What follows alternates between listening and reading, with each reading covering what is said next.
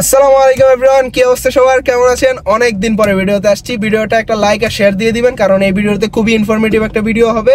এবং ইন্টারন্যাশনাল স্টুডেন্টরা কানাডাতে আগে আপনারা জানতেন কাজ করতে পারতো, এখন কি কাজ করতে পারবে কি পারবে না, বা পারলে কত ঘন্টা করতে পারবে, এবং সেই কাজের এক্সটেনশন কখন থেকে আসবে, সব কিছু নিয়ে ডিটেলসে আলোচনা হবে। ভিডিওটাতে আপনার সেই বন্ধুর সাথে শেয়ার করুন যে সেপ্টেম্বরে কানাডায় আসতে চাচ্ছে অথবা মেতে আসতেছে। সো এই ভিডিওটা তার জন্য খুবই হেল্পফুল হবে। আমার সাথে একজন গেস্ট আছে, সে কানাডাতে আসে প্রায় অলমোস্ট 8 মাস ধরে। তার লিভিং ইত্যাদি সবকিছু নিয়ে জানবো, যে একটা স্টুডেন্ট কিভাবে এখানে থাকে বা তার লিভিং কস্ট কত হয় ইত্যাদি সবকিছু নিয়ে একটা আলোচনা হবে।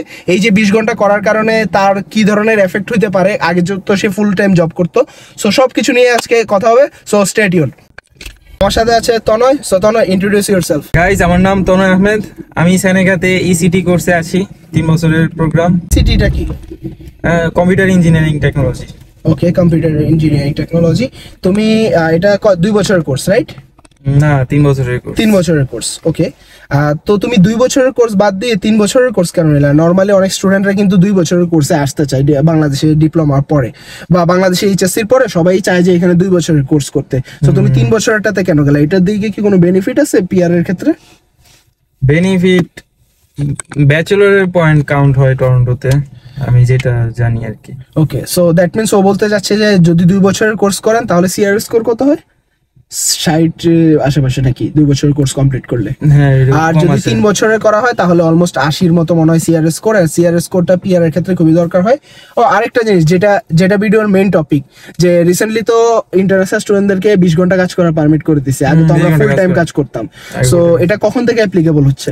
এটা মেয়ের 1 তারিখ থেকে। ও, মেয়ের 1 তারিখ থেকে। এখন তাহলে তুমি কি প্ল্যান করছো? তুমি তো আগে আমার জানা মতো তুমি 40 আওয়ার্স জব করতে, রাইট? এখন তো 20 ঘন্টার উপরে কোনো সুযোগ নাই। তাহলে এই জিনিসটা কি তুমি পজিটিভলি দেখতেছো না নেগেটিভলি দেখতেছো? মানে একটা খোলামেলা আলোচনা করো।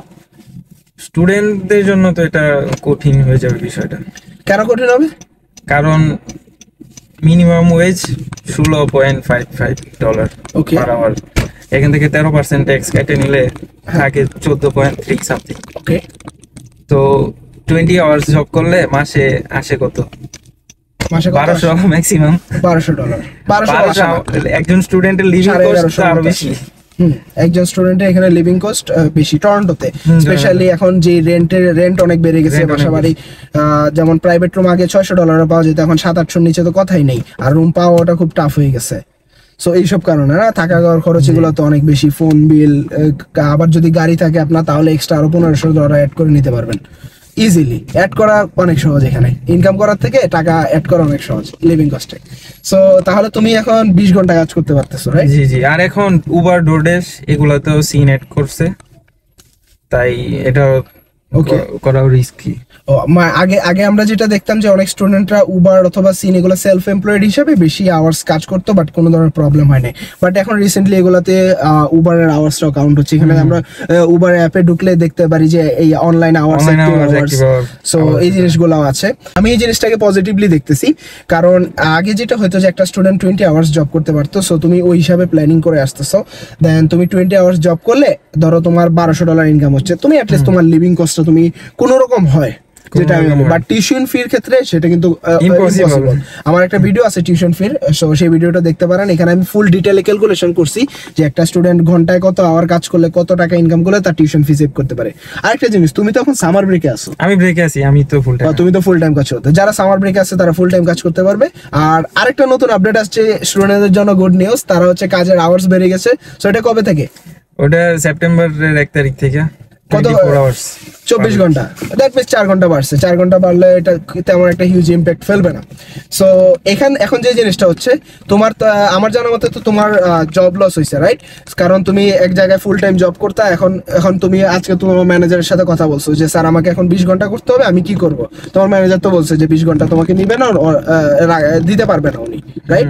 সো এই জন্য এখন তোমার জায়গায় অন্য আরেকজনকে হায়ার করতেছে, রাইট? রাইট। হ্যাঁ, সেম এই জিনিসটাই আমি যে যে ওয়ার্ক প্লেসে কাজ করি, আমার ওয়ার্ক প্লেসে এক ভাইয়ে কাজ করে, সো উনি হচ্ছে 20 ঘন্টা কাজ করতে পারবে দেখে ওনাকে কোম্পানি থেকে বলে দিছে যে আমাদের 40 ঘন্টায় লাগবে, তুমি যদি 40 ঘন্টা না করতে পারো তাহলে আমরা নতুন গার্ড রাখবো। সো এরকম হচ্ছে। পাশাপাশি আরেকটা জিনিস যেটা, যারা বিভিন্ন ওয়ার্ক প্লেসে 40 ঘন্টা জব করতো ওরা কিন্তু এখন সেই সব ওয়ার্ক প্লেস গুলোতে 20 ঘন্টা জব করতেছে। সো এদিকেও কিন্তু অনেক ধরনের জবস ক্রিয়েট হয়েছে।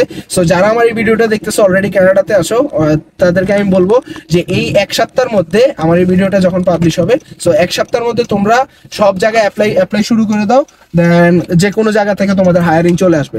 আর অ্যাটলিস্ট 50 থেকে 100টা রেজুমে প্রিন্ট করো, জাস্ট অ্যাপ্লাই করতে থাকো, দেখবা জব পেয়ে গেছো। আর জব যদি না পাও তাহলে আমাদের সাথে যোগাযোগ করো, আমরা যারা পুরান আছি আমরা ইনশাল্লাহ চেষ্টা করবো হেল্প করার। আর্নিং জিজ্ঞেস করাটা ঠিক না, বাট ও আমার ফ্রেন্ডের মতো ছোট ভাই, তোকে আমি আস্ক করতেছি যে তুমি আগে যে 40 আওয়ার্স কাজ করতা, তোমার কি ধরনের আর্নিং হতো? এটা দিয়ে কি তুমি কোনো রকম তোমার টিউশন ফি কিছুটা কন্ট্রিবিউট করতে পারতা?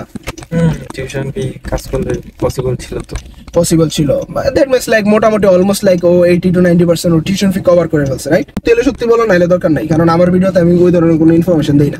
সেকেন্ড সেমিস্টারে তো মোটামুটি কন্ট্রিবিউট করছিলাম অনেক। ওকে, দ্যাট মিন্স লাইক ও ফার্স্ট সেমিস্টারে টিউশন ফিটা দেশ থেকে দিয়ে আসছে, যেটা সবাইরই দিয়ে আসতে হয় ভিসা অ্যাপ্লাই করার সময়। আর সেকেন্ড সেমিস্টারে যে টিউশন ফি অলমোস্ট $8-9,000, ওইখানেও কিছুটা কন্ট্রিবিউট করতে পারছে, অলমোস্ট ধরেন 50% কন্ট্রিবিউট করছে, রাইট? হ্যাঁ, 50%-এর মতো দিতে পারছে। সে ফুল টাইম জব করে, পাশাপাশি সে উবারও করতো, তখন তো কোনো আওয়ার্সের লিমিটেশন ছিল না আমাদের, সো সেক্ষেত্রে কোনো প্রবলেম হতো না। তোমার লিভিং কস্ট কত? Living cost $1200-1300। ওকে, ওর লিভিং কস্ট হচ্ছে $1300 আমরা ধরে রাখি, আর ওর ইনকাম হয়তো ধরেন মাসে অলমোস্ট লাইক 2500-এর মতো, 2500 ধরা যায়, রাইট? হ্যাঁ, ওর 2500-এর মতো মাসে ইনকাম হতো, $1300 লিভিং কস্ট, $1200 করে সেভ করতে পারতো। তো 4 মাসে ও $5000 সেভ করছে। সো যেটা ওর tuition fee almost like more than 50% ও কিন্তু নিজে কন্ট্রিবিউট করতে পারছে, which I really appreciate. Hours করলে যেটা হতো যে জাস্ট শুধু লিভিং কস্ট আর্ন হইতো, পাশাপাশি ওর আসার পরেই ওর একটা স্টেবল জব ছিল। সো এদিক থেকে লিপু ভাই নেমে গেছে, আমি আসতেছি, আমি যে 4-1 আছি।